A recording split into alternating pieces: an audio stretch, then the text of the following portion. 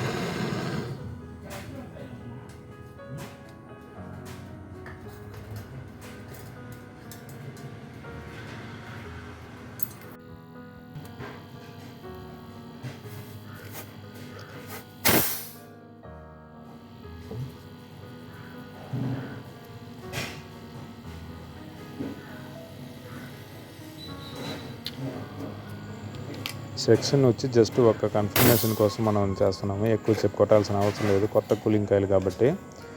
అన్ని వెల్డింగ్లు అన్నీ అయిన తర్వాత మనం వచ్చి ఇప్పుడు వ్యాక్యూమ్ పెట్టేసి మనం గ్యాస్ ఛార్జింగ్ చేయాలా. వ్యాక్యూమ్ వచ్చి ఒక 10 నిమిషాలు పెట్టాలన్నమాట.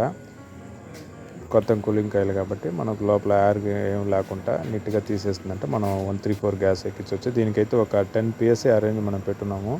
ఆ రేంజ్ మనం ప్రెజర్ పెట్టేసి ఒక 15-20 నిమిషాల తర్వాత మనం కూలింగ్ అయితే చెక్ చేస్తే మనకు లోపల ఆ ఎవాపరేటరు ఆ కూలింగ్ కాయలు మొత్తం మనకు ఐస్ అయితే వచ్చి ఉంటుంది. అంతకుముందు మన కండెన్సర్ కూడా ఆ ఫిల్టర్కి ఒక 2 లైన్ ముందు వరకు అట్లా హీట్ అనేది వచ్చి ఉంటుంది. వస్తేనే మనకు లోపల కూలింగ్ అనేది బాగా నీట్గా వస్తుంటుంది అనమాట. షీట్లో బాగా కూలింగ్ వచ్చింది, ఐస్ కూడా బాగా పెట్టినది. ఈ విధంగా మనకు ఇంత కూలింగ్ వస్తేనే మనకు కట్ ఆఫ్ అనేది జరిగేదానికి ఆ థర్మాస్టాట్ వర్క్ చేసేదానికి కూలింగ్ వచ్చి ఉంటుంది అనమాట. ఫ్రెండ్స్, ఈ వీడియో మీకు నచ్చుంటుంది అనుకుంటా. నచ్చిందంటే లైక్ చేయండి. ఒకవేళ కొత్తగా వచ్చి మన ఛానల్ ఓపెన్ చేసి ఈ వీడియో మీరు ఇప్పుడు చూస్తూ ఉన్నారంటే మర్చిపోకుండా సబ్స్క్రైబ్ చేయండి ఫ్రెండ్స్.